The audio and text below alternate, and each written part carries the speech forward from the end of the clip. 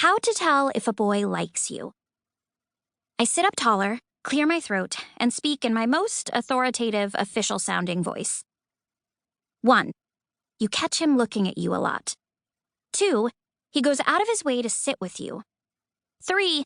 He tries to make you laugh, maybe even making lame jokes. I glance up from my phone to make sure Harper is paying attention.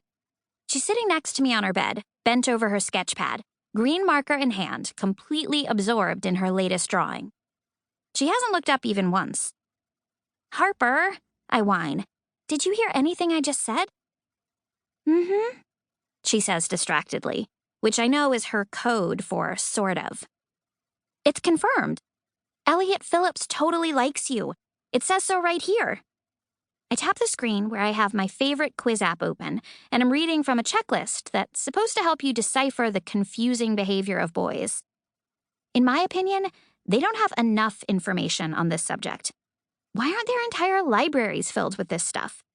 Why waste time with legal thrillers and true crime stories when boys are humanity's greatest unsolved mystery? Or more specifically, the boys at our school.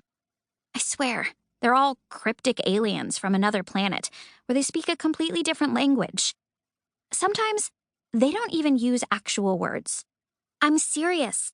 One time, I witnessed Garrett Cole and Jason Sanders have an entire conversation in snorts and grunts. It was utterly baffling, and also really disgusting. So, I continue, turning my phone back around. According to this, it's time to take action. Tonight, I'm making it my mission to get you and Elliot together. Now Harper does look up, and her face is about as green as the marker in her hand. "What? No way. Are you crazy?" "I'm serious. Harper, you totally like him, and he likes you back. All the signs are there, and..." I waggle my eyebrows teasingly. "He's going to be at the carnival. It's the perfect opportunity." Tonight is Highbury Middle School's first ever carnival fundraiser. That's why I'm at Harper's house right now.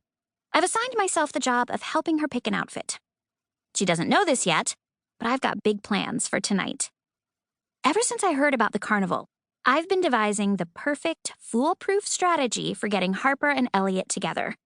Now I just have to convince her to go along with it. "He doesn't like me?" Harper shakes her head and returns to her sketchpad. I can't see what she's drawing, but knowing Harper, it will be another amazing cartoon, just like all of her drawings. "Yes, he does," I insist, pointing at my phone again. "The proof is all right here. The horoscope app I downloaded last month said your birthdays are a perfect compatibility match, and this quiz confirms it." I scroll back up to the first item on the checklist. You catch him looking at you a lot. Remember the assembly at the start of the semester when we had that boring guest speaker? I caught Elliot looking at you 3 times. Well, the speaker was pretty boring. He was probably just dozing off. I ignore her and scroll down to number 2. He goes out of his way to sit with you. Remember 2 weeks ago, at the 8th grade football game, when he practically shoved me off the bench to sit next to you? He got there late, and the rest of the seats were full. Harper caps the green marker and reaches for the red. And you only dragged me to that game so you could observe boys in their natural habitat. She makes loose air quotes with her fingers. I harumph. I just thought if I went to one game, I could finally understand what those football players talk about at lunch. Which you still can't. Heisman doesn't even sound like a real word, I complain. It sounds like something you do when someone is choking. That's Heimlich. Whatever, I mutter. It's a stupid game, and... I stop when I suddenly realize what Harper has just done. She's sneakily changed the subject by getting me all riled up about football. Number 3, I say pointedly, returning my attention to my phone. He tries to make you laugh, maybe even making lame jokes. Remember what he said Monday at lunch? Why did the Scarecrow get an award? Because he was outstanding in his field,